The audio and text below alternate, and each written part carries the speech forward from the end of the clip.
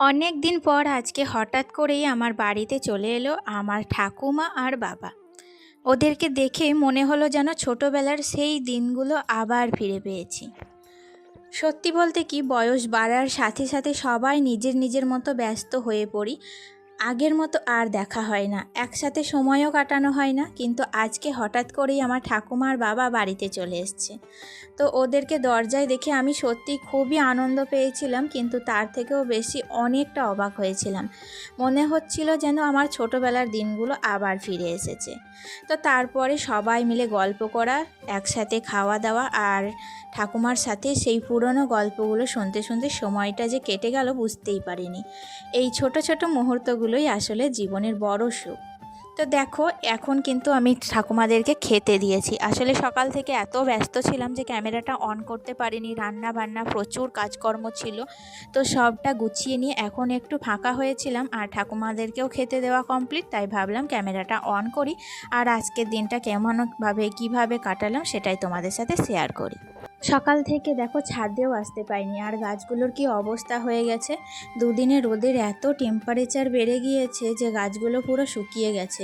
সকালে একবার জল দিই তো, আর আজকে সকাল থেকে ব্যস্ত ছিলাম তাই ছাদে এসে গাছগুলোকেও জল দিতে পারিনি, তাই এরকম অবস্থা। আর বিকেলবেলায় সব গাছগুলোতে জল দিয়ে সমস্ত শুকনো জামা কাপড় তুলে নিয়ে এসেছি।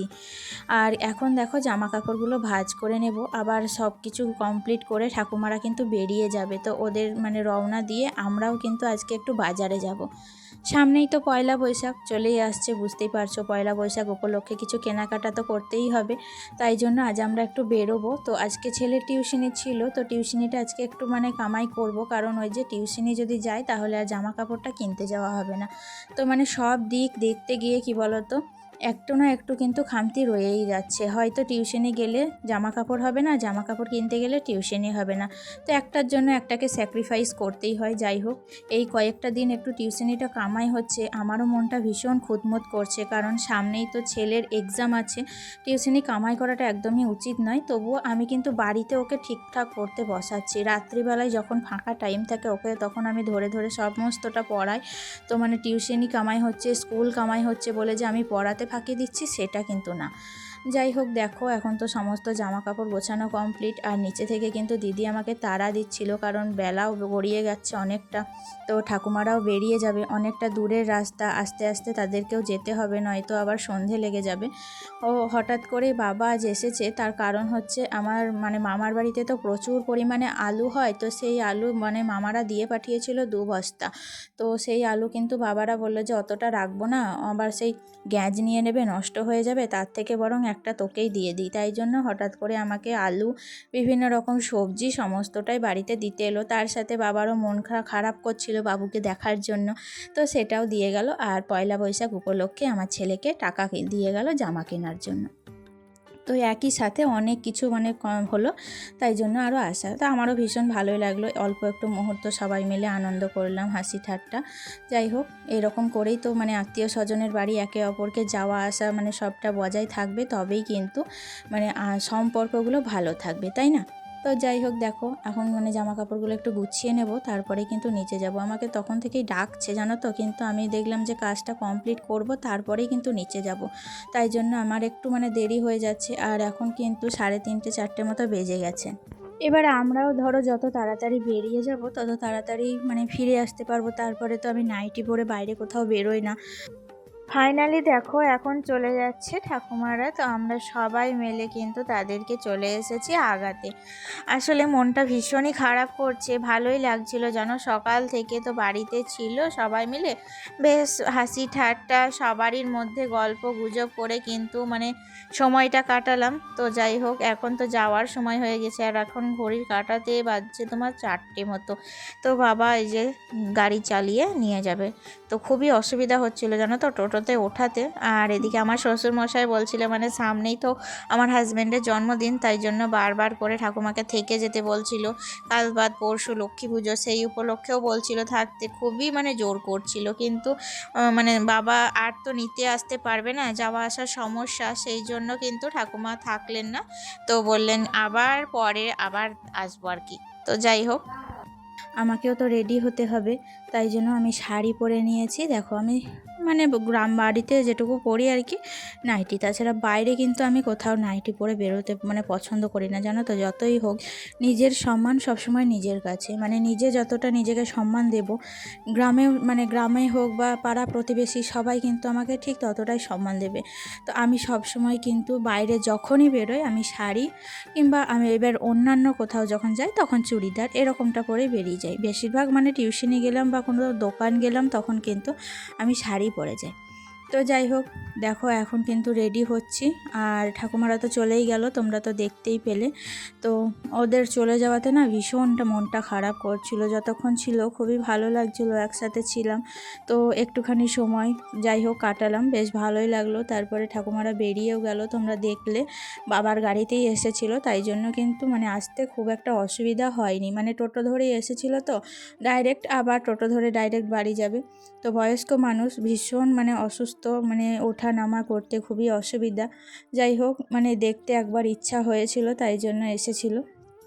আর এদিকে দেখো দিদি, ছেলে আর আমি এখন কিন্তু বেরিয়ে পড়েছি। আর আমরা বাস স্ট্যান্ডে, মানে আমাদের গ্রামেই একটা ছোটোখাটো দোকান আছে, সেখানেই কিন্তু ওই যে জামা কাপড় কিনবো। তো দেখো এখানে একটা লোক কিন্তু পর্দাগুলো কিনছিল, আমার তো ভীষণ পছন্দ। তোমরা তো জানোই আমি ঘর সাজাতে কতটা পছন্দ করি। বাবু এদিকে শুয়েও পড়েছে, মানে এসেও এলে গিয়েছে ক্লান্ত, তাই জন্য দেখো এখানে কিন্তু গড়াগড়ি খাচ্ছে। যাই হোক মানে দোকানে ভিড়টা অল্প ছিল বলে ও কিন্তু এগুলো করতে পারছে। পর্দাগুলো ভীষণ পছন্দ হলেও কিছু করার নেই, এখন আর পর্দাগুলো কিনবো না, ভাবছি পরেই কিনবো। এখন ওই দুটো যে একটা জামা কাপড় কিনবো। তবুও বাবুর যে জামাগুলো দেখাচ্ছিল আমার কিন্তু একটুও পছন্দ হয়নি যেন। আমি চাইছিলাম একটু স্ট্যান্ডার্ড কালার, হালকা লাইট কালারগুলো, গেঞ্জি কলার লাগা, দেখতে যেন ভালো লাগে এরকম টাইপের, কিন্তু একটাও ভালো না। আর দেখাচ্ছিল বেশিরভাগই রেড আর ব্ল্যাক। তো বাবুর মানে প্রচুর পরিমাণে রেড জামা আছে, আর ব্ল্যাকটা পছন্দ করে না ও, তাই জন্য জামাটা এখানে আর নেইনি জানো। পাশে একটা দোকান ছিল, তো সেখান থেকেই আবার গেলাম, গিয়ে ওখানেই কিন্তু জামা কাপড়গুলো কিনলাম। তো এখানে বিভিন্ন রকম জামা দেখাচ্ছিল, কিন্তু আমার মনের মতো একটাও হয়নি। তো যাই হোক এখানে জামা কাপড় কিছুই নিইনি। আর এদিকে দেখো মানে বাবু বলছিল একটু জুতো নেবে, তাই জন্য এখানে একটু জুতো দেখলো। তো অনেক দেখার পর ওর সাইজের একটা জুতোও নেওয়া হয়ে গিয়েছে। আর এখানে দেখো দিদি দেখছিল সেলের জুতো, তো আমি বললাম যে সেলের জুতো নিও না, আগের বছর নিয়েছিলাম তো সমস্তটা কিন্তু আঠা ছেড়ে গিয়েছিল, পরতেই পাইনি। তো তারপরে সন্ধে লেগে গিয়েছিল, বাড়ি চলে এসেছিলাম। আর দেখাচ্ছি তোমাদের যে আমি কী কী কিনলাম। পাশের যে দোকানটায় গিয়েছিলাম সেখানে দেখো এত সুন্দর সুন্দর গেঞ্জি, মানে দেখলেই চয়েস হয়ে যাবে এরকমটা। বাবুর এই দেখো একটা নিয়েছি পিঙ্ক কালার আর একটা নিয়েছি গ্রিন কালার। আর আমার হাজব্যান্ডের জন্য এটা নিয়েছি কলার লাগা, ভীষণ পছন্দ হয়েছে। অনেক দিন থেকে আমি কিন্তু এরকম জামা খুঁজছিলাম ওর জন্য, কিন্তু কোথাও পাচ্ছিলাম না।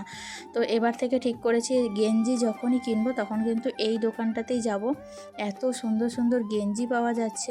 তাছাড়া আমার জন্য তো নাইটি আগেই নিয়ে নিয়েছি, তোমরা দেখলে। আর কয়েকটা ব্লাউজ নিয়েছিলাম, ব্লাউজগুলো তোমাদের সাথে শেয়ার করলাম না, প্লেন ব্লাউজ। তো যাই হোক দেখো এখন তো সন্ধে লেগে গিয়েছে, আর এদিকে মানে ঘরটা অগোছালো হয়েছিল, যাওয়ার সময় এত তাড়াহুড়ো করে চলে গিয়েছিলাম যে কিছুই সামলাতে পারিনি, সবটাই পড়ে আছে। তো এখন এসে সেগুলোই গোছাচ্ছি। আর আমার ছেলে এখন ওই ঘরে বসে বসে টিভি দেখছে। বাড়ি যখন ঢুকছি তখন দেখছি পুরোটাই অন্ধকার, কোথাও কারেন্ট নেই। বাস স্ট্যান্ডের ওইদিকে কিন্তু কারেন্ট ছিল, আমাদের পাড়াটাতে কিছু একটা সমস্যা হয়েছিল, তাই জন্য কারেন্ট ছিল না। তো সেই জন্য কারেন্টের একটু অসুবিধা হয়েছিল। তো ভাবলাম কারেন্টটা আসুক তারপরেই তোমাদের সাথে জামাগুলো দেখাবো। তো দেখতে পেলে পয়লা বৈশাখে কী কী কিনলাম। আমরা খুব অল্পই বাজার করেছি এবছর, বেশি বাজার করিনি, অন্যান্য বছর আরও হয়, এবছর খুব অল্পের মধ্যেই হয়ে গেছে। তো যাই হোক তোমরা বলো গেঞ্জিগুলো কেমন হয়েছে, হ্যাঁ কমেন্টে জানিও। দেখো এখন বিছানাটাকে একটু পরিষ্কার করে নেবো। দুপুরে এইখানেই তো বাবারা সব শুয়েছিল, তারপরে আর ঝাড়া হয়নি, চলে গিয়েছিলাম তাড়াহুড়ো করে। তো এখন একটু ঝেড়ে নিচ্ছি, পরিষ্কার করে নিচ্ছি আর কি। তো যাই হোক দেখো তারপরে শাড়ি কাপড় ছাড়বো, চা জল খাবার রাত্রের খাবার সবটাই করবো। আর আজকে এত টায়ার্ড লাগছে আমার, মানে দুপুরেও একটু বসতে পারিনি, তো প্রচুর পরিমাণে মনে হচ্ছে চোখ দুটো বন্ধ হয়ে আসছে, ঘুমে ঢুলে পড়ছি। তাই জন্য মানে শরীরটা খুবই খারাপ, এত ক্লান্তি লাগছে কি বলবো তোমাদের। তো যাই হোক তাও তো কাজ করতেই হবে, কিছু করার নেই। তাই তো দেখো বিছানাটা ঝাড়া কমপ্লিট হয়ে গেছে, ছেলেও কিন্তু ঘুরঘুর করছে খাওয়ার জন্য, ওকে এখন খেতে দেবো। আজ তাহলে এই পর্যন্তই, দেখা হচ্ছে নেক্সট ভিডিওতে। আজ আসি, টাটা।